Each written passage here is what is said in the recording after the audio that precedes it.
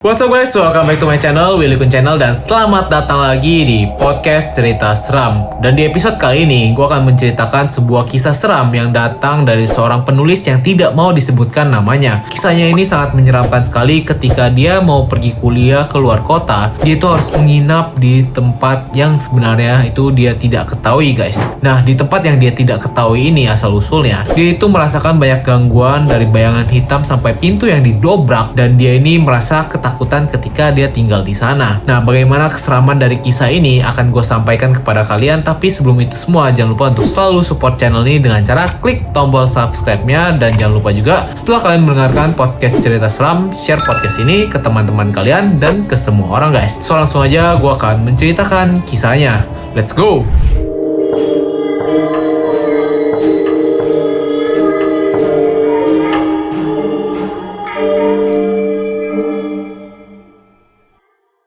Cerita ini dimulai dengan saya untuk pertama kali memutuskan merantau untuk melanjutkan pendidikan S1 di salah satu universitas negeri pada tahun 2013 lalu. Saat itu, keuangan keluarga saya sedang tidak baik-baik saja. Awalnya, keluarga menolak untuk saya melanjutkan pendidikan keluar kota. Namun karena saya murid berprestasi, saya lulus SNMPTN, maka saya ngotot untuk lanjut kuliah di universitas negeri di luar kota. Tetapi masalahnya biaya memang menjadi masalah utama. Saya memiliki seorang teman dekat sejak SMP, kebetulan dia juga lulus SNMPTN di universitas yang sama dengan saya di jurusan yang berbeda. Sebut saja teman saya ini R. R ini keluarga berada, jadi tidak ada kesulitan sehingga dia menawarkan untuk sementara ikut beliau menempati rumah keluarganya yang kosong di kota tempat kami akan lanjut kuliah. Rumahnya sedikit jauh dari kampus, tapi nanti akan ada motor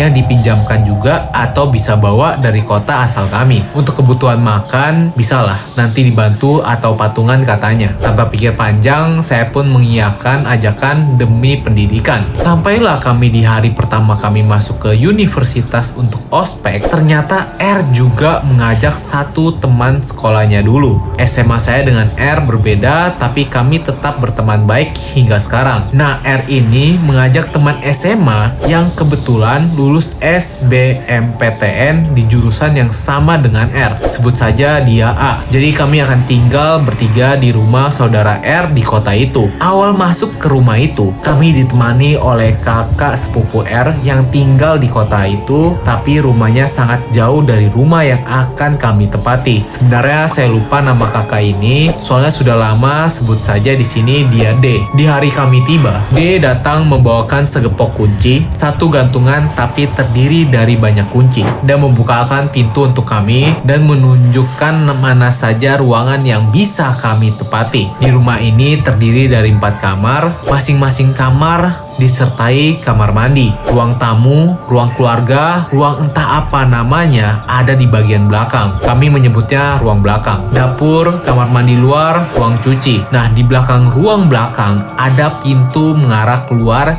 yang jadikan tempat bersantai dan berkebun seperti dulu. Kami menyebutnya lapangan belakang. Dari ruang cuci juga ada pintu keluar untuk tempat menjemur. Ruang cuci dan ruang belakang ini berbeda. Kira-kira seperti inilah desain rumahnya. Nah, di sini penulis menggambarkan desain rumahnya yang memang kelihatan terdiri dari banyak ruangan. Pesan dari kakak D, kami dilarang menempati kamar utama dan berada di lapangan belakang dari sore hingga malam hari. Untuk ruang belakang sendiri, hanya ada satu lemari dan karpet yang dibentangkan, jadi diminta untuk tidak menghabiskan waktu di sana dan membuka lemarinya. Saat itu saya berpikir karena ini isinya barang berharga maka ada larangan itu. Tidak berpikir negatif, saya keluarga yang biasa-biasa, jadi itu cukup kaget tinggal di rumah yang sangat besar menurut saya. Saat kami masuk, semua benda ditutup kain putih seperti rumah-rumah pada umumnya jika sudah lama tidak ditepati. Lalu kami bersih-bersih dan memutuskan akan tidur di kamar mana. Karena R dan A penakut, maka kami memutuskan untuk tidur dalam satu kamar saja, yaitu di kamar 2. Kamar lainnya, kami memutuskan untuk tetap terkunci dan tak membuka satupun selain kamar 2. Karena bertiga, maka kamar mandi luar juga kami gunakan untuk bergantian mandi. Cukup menyenangkan di rumah ini, karena semua sudah lengkap, kamarnya pun ber-AC. Malam pertama kami tidak tidur karena menyiapkan perlengkapan ospek besok, karena siangnya kami sibuk bersih-bersih. Jadi kami tidak merasakan apa-apa. Di hari kedua, entah terlalu lelah juga, kami merasakan biasa saja. Di hari ketiga, kami sekitar jam 8 atau jam 9 malam memutuskan untuk menonton TV di ruang keluarga yang berada tepat di depan kamar utama. Di sana ada sofa yang bentuknya L, yang di bawahnya ada karpet. A memutuskan untuk menyetrika baju putihnya di bawah duduk di karpet,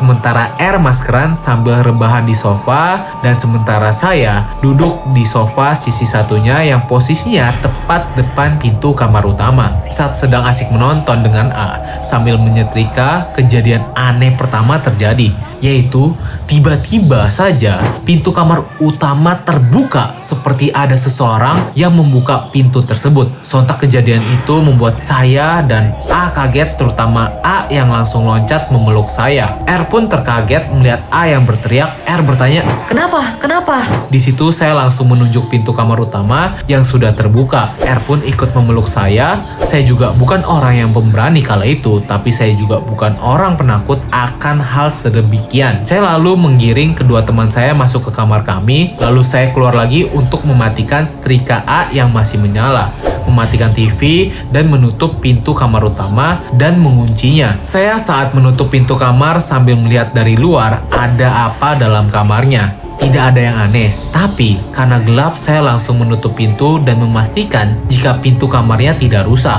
Saat itu saya kaget sekali sebenarnya, tapi saya coba berpikir kalau itu adalah karena angin. Entah angin dari mana, pokoknya angin saja. Saya kembali ke kamar, lalu teman saya memutuskan untuk tidur dan tidak keluar kamar sampai besok pagi. Besoknya kami pergi ke kampus untuk melanjutkan ospek di hari terakhir dan memutuskan melupakan kejadian malam itu. Kejadian aneh ternyata tidak berhenti, karena sepulang dari kampus, saya tiba lebih dulu ke rumah karena R dan A masih ada acara di jurusannya. Saya pulang sekitar jam 5 sore. Seperti biasa karena sudah hampir gelap, saya menyalakan seluruh lampu rumah tersebut, lampu-lampu di lapangan belakang. Saya melihat kamar 3 terbuka, padahal sebelumnya terkunci. Saya positif thinking aja, lalu saya ambil kunci dan saya kunci kamar itu. Saya cukup kaget saat melihat isi kamar tersebut adalah boneka yang sangat banyak. Ada satu meja dekat pintu dan di atasnya ada baby doll sedang duduk. Saya tidak menyentuh apapun, langsung saja menutup pintu dan mengunci pintu tersebut. Saya memutuskan untuk lanjut bersih-bersih dan sholat maghrib. Selepas maghrib, R dan A pulang. Mereka pun bersih-bersih dan kami segera siap-siap untuk pergi makan. Sebelum keluar, R mengecek pintu dan jendela bagian belakang sudah terkunci. Dan tiba-tiba R menanyakan ke saya di mana letak kunci yang segepok. Saya memberitahu dan menanyakan untuk apa.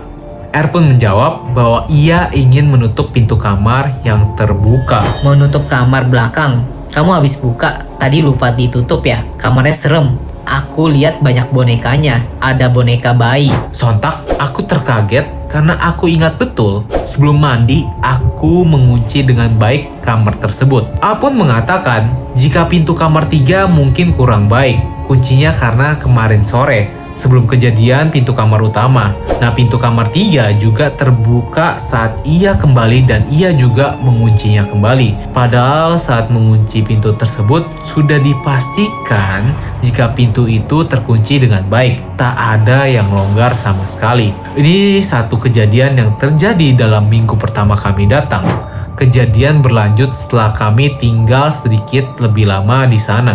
Mulai dari tengah malam ada yang mengetuk pintu kaca kamar kami. Padahal kaca kamar kami langsung menuju garasi, bukan keluar. Apa ada orang tengah malam yang masuk ke dalam garasi? Selanjutnya, saat R mandi di kamar mandi luar, ada yang mengetuk pintunya.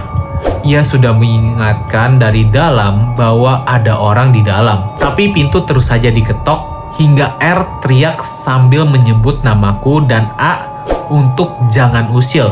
Dia sedang keramas dan air mengalir sangat kecil, jadi butuh proses. Saat itu dia berteriak-teriak berpapasan dengan aku yang masuk ke dapur mengambil minum. Lalu R keluar dengan posisi rambut basah dan berhanduk lalu berteriak denganku, Jangan gitu dong, kan lagi mandi nih. Aku kaget, R kenapa tiba-tiba saja marah padahal aku dan A ada di teras depan sambil makan siomay. R pun berganti baju dan mengatakan kalau pintu terus diketok dan pegangan pintunya terus diputar-putar. Ada yang berusaha masuk. Hal itu sudah cukup membuat A takut untuk tinggal di rumah itu lagi. Dan akhirnya A memutuskan untuk pindah kos dekat dengan kampus. Tersisa saya dan R di rumah itu. Nah, puncaknya, kira-kira 2 bulan kami tinggal di rumah itu. Setelah ditinggal A, hanya aku dan R yang tinggal dengan gangguan yang sama setiap hari, mulai dari piring yang berisik, sendok, bahkan saat sedang menonton TV, tiba-tiba air di wastafel dapur menyala sendiri. Lalu pernah ada satu malam, R keluar kamar mengambil minum, belum terlalu larut, sekitar jam 11 kira-kira, R melihat lemari ruang belakang bergetar seolah ada yang menggerakkan, ditambah pintu lemari yang terbuka dan tertutup. R takut sekali kala itu, dan setelah tinggal berdua, kami memutuskan untuk masuk kamar jam 8. Keluar kamar tidak boleh sendiri, tapi malam itu aku sudah tidur dan R masih mengerjakan tugas dan haus. Naas, memang dia melihat kejadian yang mengerikan. Sebagian besar kejadian aneh itu dilihat oleh R. Ia sebenarnya sudah tak tahan tinggal di rumah itu, tapi karena tak enak denganku yang tidak punya uang untuk kos dan itu rumah saudaranya, tak mungkin dia meninggalkan aku sendirian. Puncaknya, satu malam saat itu aku berjanji dengan teman kelasku untuk bangun jam 3 untuk belajar bersama lewat telepon karena kami akan UTS paginya. Saat terbangun lebih awal, sekitar setengah 3. Saat saya bangun, posisi tengah sadar, saya melihat seorang nenek berdiri seperti foto di atas. Namun terlihat adalah kaki nenek menghadap ke depan saya, tapi kepalanya menghadap membelakangi saya, jadi posisi wajahnya tidak terlihat jelas. Saya langsung menutup mata dan membukanya lagi, mencoba untuk menyadarkan diri apakah saya sedang bermimpi. Tapi ketika saya membuka mata saya lagi, saya masih melihat nenek tersebut di depan saya. Saya takut langsung menggulung diri dalam selimut sembari mengambil handphone. Saya menelepon teman saya, tapi tidak ada satupun yang mengangkat pada saat itu. Lalu saya baca doa sepanjang malam itu sampai azan subuh. Dipastikan tubuh saya penuh keringat karena takut dan berada di bawah selimut. Saat azan, saya langsung mengambil mukena, lari ke masjid depan rumah, hingga hari terang baru berani pulang ke rumah itu untuk mengambil baju dan pergi ke kos teman saya. Saya memastikan kalau bahwa benar saya mencoba menelepon berkali-kali, sampai baterai HP saya tanpa saya sadari malam itu habis. Saat kejadian itu, R sedang tidur di kamar kos temannya. Awalnya dia bilang kalau mau mengerjakan tugas saja, akan pulang jam 9 malam. Tapi ternyata tugasnya belum selesai, jadi jam 11 malam dia mengabari kalau dia tidak pulang. Saat itu saya merasa tidak takut dan baik-baik saja. Nah, walaupun rumah itu penuh gangguan, jadi saya memutuskan tidur di kamar sendirian. Naas malam itu, saya menyaksikan dengan mata kepala saya sendiri makhluk penghuni rumah itu. Setelah kejadian itu, saya menceritakan ke R apa yang saya lihat malam itu, dan R pun memutuskan untuk pindah kos dekat kampus. Saya sementara menumpang di kos R sampai akhir semester, lalu baru memutuskan kos sendiri. Saat mengembalikan kunci ke Kak D, keluarganya mengatakan bahwa rumah itu memang telah lama tidak diisi, kurang lebih selama 7 tahun. Sebelum ditinggalkan oleh saudaranya, teman saya tidak tahu apa yang terjadi karena tiba-tiba saudaranya ini pindah ke Jakarta. Itulah salah satu kejadian horor yang pernah saya alami. Kalau diingat, rasanya tidak percaya bahwa makhluk halus itu ada. Padahal saya ini bukan indigo yang bisa melihat apa-apa seperti itu. Nah, sekian cerita dari saya. Itulah cerita yang diceritakan oleh seorang yang tidak mau disebutkan namanya. Tapi dia ini telah melihat makhluk halus dan di rumah tersebut sampai sekarang juga menjadi rumah yang tidak bisa ditinggali lagi guys. Gimana menurut kalian ceritanya ini? Ada gak sih kalian yang mengalami kisah seperti ini juga? Kalau memang ada, jangan lupa untuk share cerita kalian. Langsung aja DM di Instagram gue di Willy_kun, karena cerita kalian nanti akan gue ceritakan lagi untuk didengarkan bersama-sama guys. So itu dia konten hari ini guys. Thank you for watching this video guys. Dan jangan lupa juga untuk selalu support channel ini dengan cara klik tombol subscribe-nya aja, karena subscribe itu gratis. Dan jangan lupa juga untuk share podcast cerita teman ke semua orang. Thank you guys for watching this video and see you guys in the next video.